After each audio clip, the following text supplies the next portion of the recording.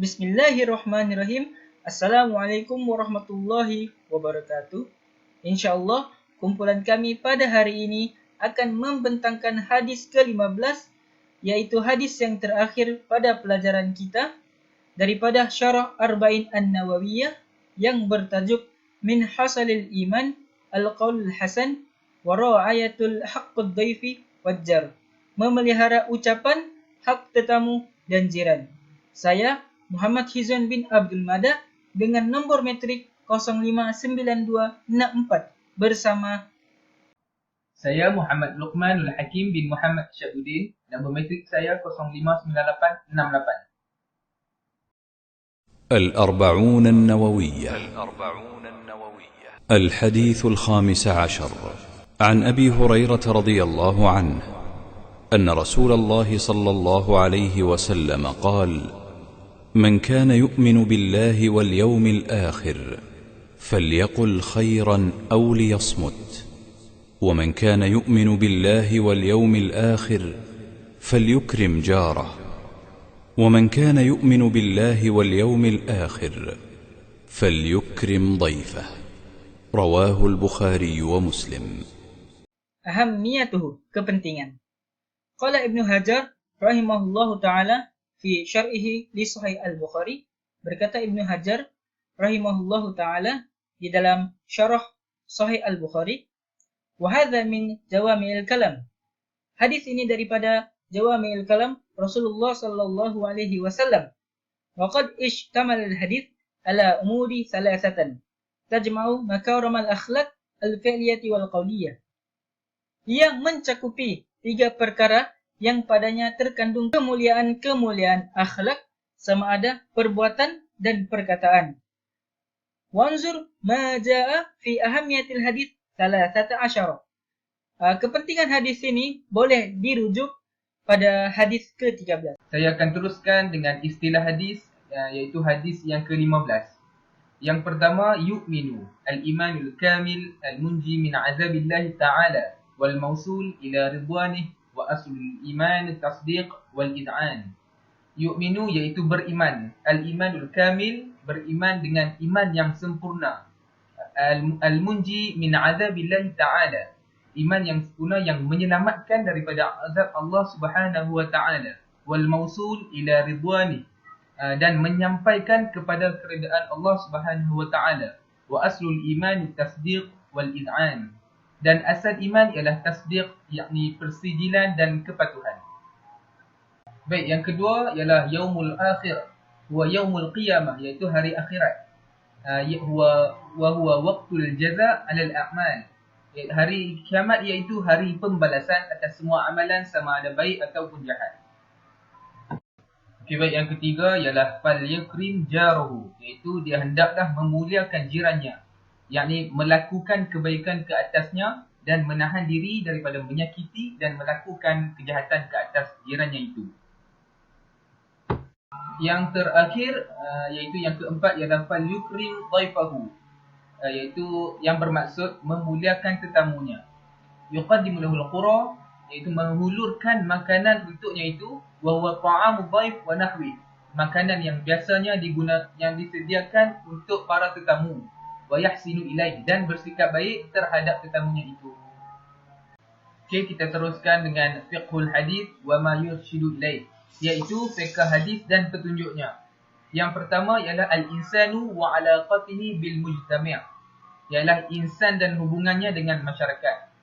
Yang dikatakan insan dan hubungannya dengan masyarakat ini adalah seorang insan itu hidup di alam dunia ini bersama-sama manusia lain, dan wujud di antaranya dengan mereka itu perhubungan dan ikatan-ikatan. Beliau berhajat kepada mereka dan mereka berhajat kepadanya. Agama Islam pula menganjurkan agar perhubungan di antara mereka ditegakkan di atas asas-asas yang sihat dan manhaj yang kukuh. Semuanya itu akan terwujud apabila mereka saling memuliakan antara satu sama lain dan mereka beriltizam sesama mereka dengan adab-adab muamalah dan pergaulan sosial yang baik, yang berbentuk perkataan-perkataan yang enak, kejiranan yang mulia dan layanan tetamu yang selayaknya. Ini adalah apa yang digesa oleh Rasulullah sallallahu alaihi wasallam di dalam hadis yang menjadi perbahasan di dalam bab ini. Baik, yang kedua ialah min kamalul iman, iaitu kesempurnaan iman. Antara tanda kesempurnaan iman ialah mengucapkan perkataan yang baik atau mendiamkan diri dari yang sebaliknya. Di dalam hadis ini, Rasulullah SAW menjelaskan kepada kita tentang kesempurnaan iman dan Islam. Untuk memperolehinya, seorang Muslim itu hendaklah berkata-kata tentang perkara-perkara kebaikan yang akan memberinya manfaat di dunia dan di akhirat. Selain itu, kita perlu menjauhkan diri daripada berkata-kata tentang sesuatu yang menyebabkan timbulnya perkara-perkara yang menyakitkan dan memudaratkan agar terlindung daripada kemurkaan Allah Subhanahu wa taala.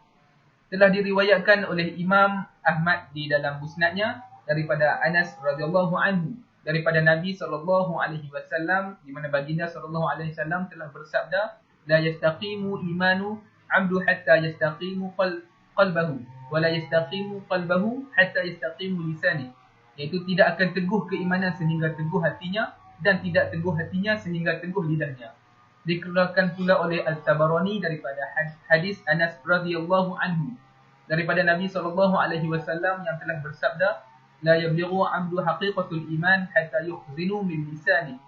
Iaitu seorang hamba itu tidak akan mencapai hakikat keimanan hinggalah beliau menahan lidahnya, iaitu mencegah lidahnya daripada beberapa perkataan yang tidak mengandungi kebaikan. Okey, yang ketiga ialah al-khawdu fil kalam sababul hilak wa sunul lisan tariqun najah, yang bermaksud berlebih-lebihan dalam berkata-kata. Okey, baik. Bercakap dengan berlebih-lebihan tanpa keperluan yang sebenarnya merupakan sebab kemusnahan. Adapun memelihara lidah ialah suatu jalan menuju kejayaan. Telah berlaku hadis Rasulullah SAW tersebut. Man husnu islamul mar'i tarku ma la ya'ni. Yang bermaksud sebaik-baik keislaman seseorang itu ialah meninggalkan apa yang tidak bermanfaat kepadanya.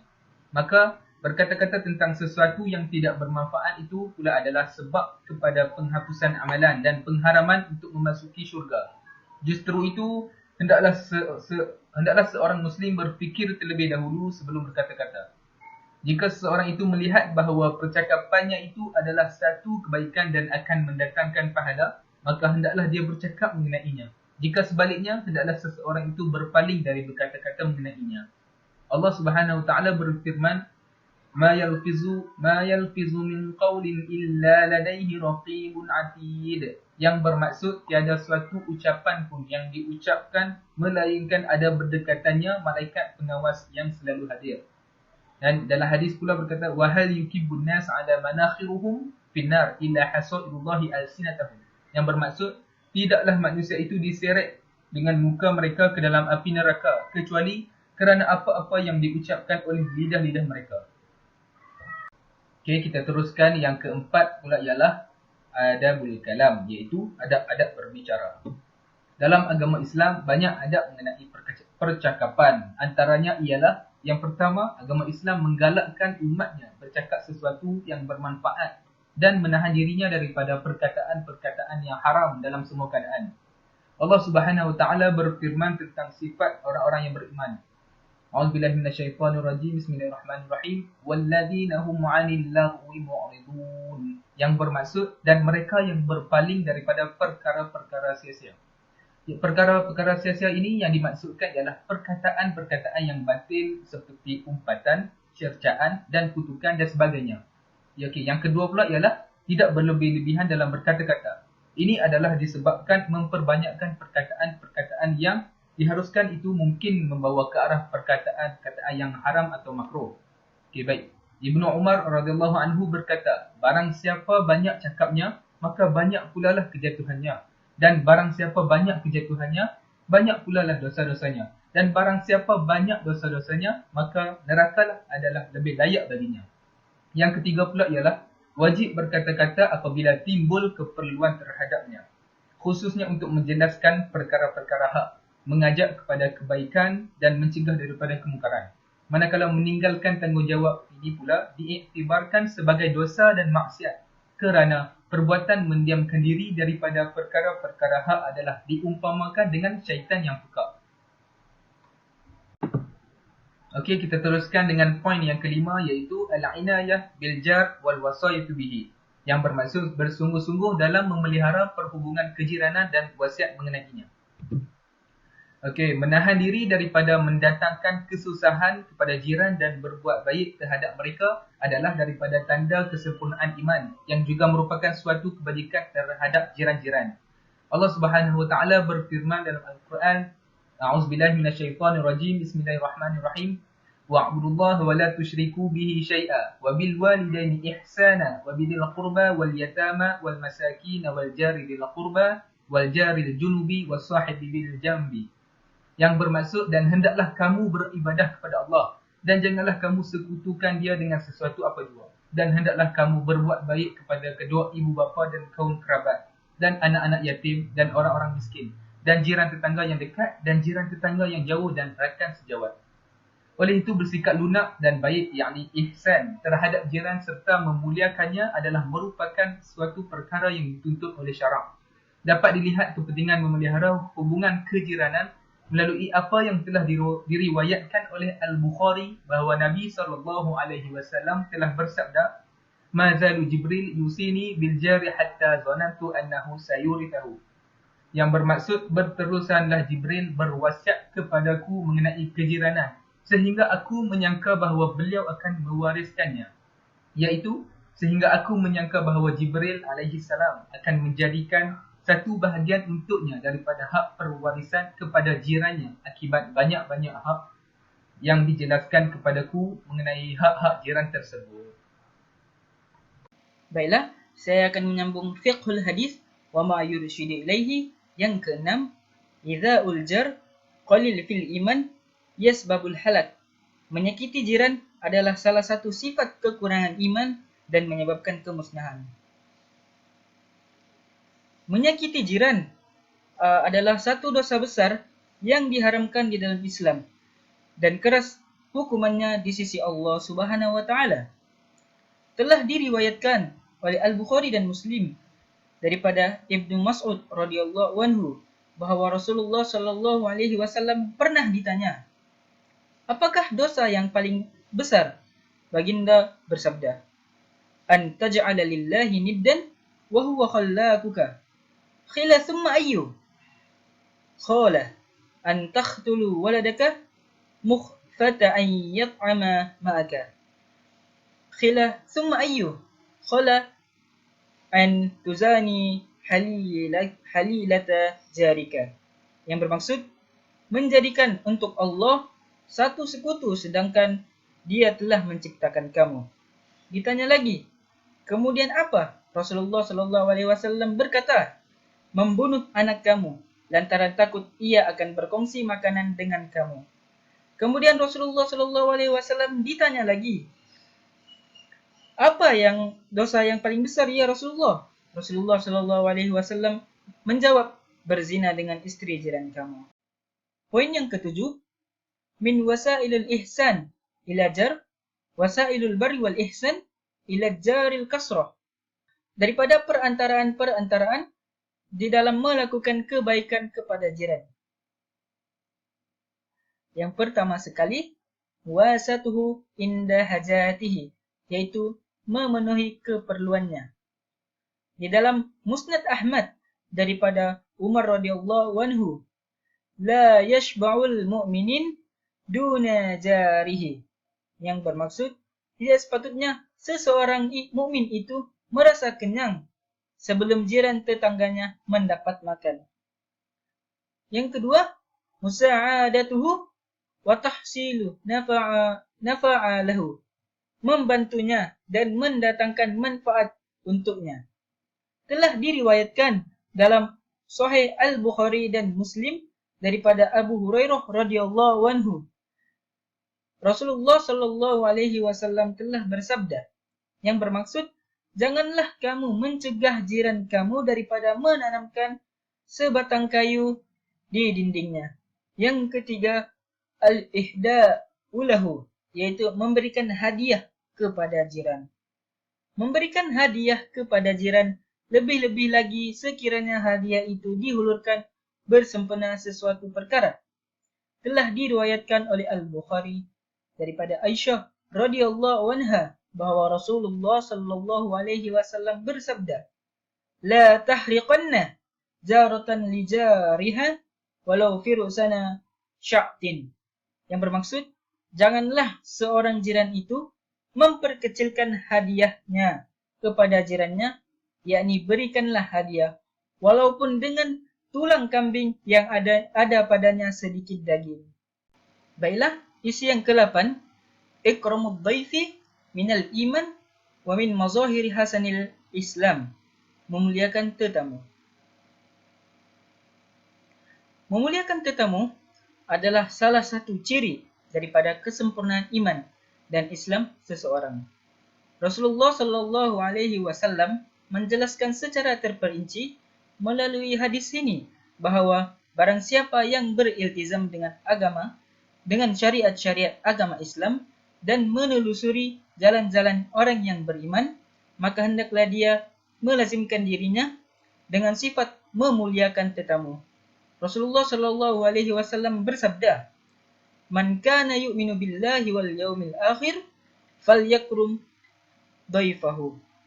Yang bermaksud, barang siapa yang beriman kepada Allah dan hari akhirat, maka muliakanlah tetamu kamu. Ad-dhaifu haq am ihsan? Adakah melayan tetamu itu adalah ihsan ataupun hak? Ahmad dan Al-Laits berpendapat bahawa melayan tetamu adalah wajib ke atas tuan punya rumah selama sehari dan semalam, berdasarkan sabda Rasulullah sallallahu alaihi wasallam yang diriwayatkan oleh Ibnu Majah. Lailatul dhaifi haqqu wajibun ala kulli muslim. Malam, yakni malam pertama, tetamu adalah hak yang wajib ke atas setiap muslim. Jumhur ulama berpendapat melayan tetamu adalah mustahab daripada kemuliaan-kemuliaan akhlak. Baiklah, saya akan meneruskan fiqhul hadith wa ma yurshidu ilaihi yang terakhir, iaitu min adabul diyafati wad dhaifi, daripada adab-adab melayan tetamu. Adab-adab melayan tetamu ialah yang pertama sekali, hendaklah si tuan rumah melayan tetamunya dengan wajah yang ceria dan berkata-kata dengan perkataan yang baik dengan tetamunya. Yang seterusnya ialah hendaklah bersegera menyediakan makanan, minuman dan apa sahaja yang ada di rumah. Hendaklah beliau, yakni tuan rumah, menambahkan menu untuk tetamunya lebih daripada kebiasaan yang disediakan untuk ahli keluarganya selama sehari semalam. Di dalam 2 hari berikutnya, hendaklah si tuan rumah menjamu tetamunya dengan makanan yang biasa disediakannya kepada ahli keluarganya tanpa sebarang bebanan atau yang mendatangkan kemudaratan kepada mereka. Telah diriwayatkan oleh Imam Muslim daripada Rasulullah sallallahu alaihi wasallam, "Ad-dhaifatu salasata ayyam wa jaizatuhu yaumun wa lailatun. Fama kana wara'u dzalika fahuwa shadaqatu alaihi." Yang bermaksud, melayan tetamu itu selama 3 hari. Dan sehari semalam, hendaklah dilayan dengan seistimewanya. Maka apa sahaja yang selain daripada itu, anggaplah ia sebagai sedekah baginya. Adapun adab-adab tetamu pula, janganlah membuat kesusahan atau kesulitan kepada si tuan rumah. Antara perkara yang menyulitkan tuan rumah ialah tinggal lebih dari 3 hari, sedangkan dia, yakni tetamu itu, mengetahui bahawa tuan rumah tidak mempunyai apa-apa untuk menjamunya lagi. Baiklah, saya akan meneruskan isi yang terakhir, ahamiyatul amal bihadzal hadith, kepentingan beramal dengan hadis ini. Yang pertama sekali, akan mewujudkan kesatuan suara, menghilangkan hasad dengki dan membina kesatuan hati. Hal ini disebabkan kerana pada umumnya manusia keseluruhannya berjiran antara satu sama lain. Apabila setiap jiran memuliakan jirannya yang lain, maka terhasillah satu kelompok masyarakat yang bersatu teguh. Kepentingan yang kedua ialah, barang siapa yang beriman dengan Allah dan hari akhirat, maka hendaklah dia berkata dengan kebaikan, ataupun jika tidak, hendaklah dia mendiamkan diri. Dan barang siapa yang beriman dengan Allah dan hari akhirat, maka hendaklah dia memuliakan jiran dan tetamunya. Daripada perkara tersebut dapatlah disimpulkan bahawa salah satu daripada kesempurnaan iman seseorang ialah memuliakan tetamu dan mendiamkan diri daripada perkataan-perkataan yang boleh merosakkan dirinya. Sekian daripada kumpulan kami. Wallahu alam.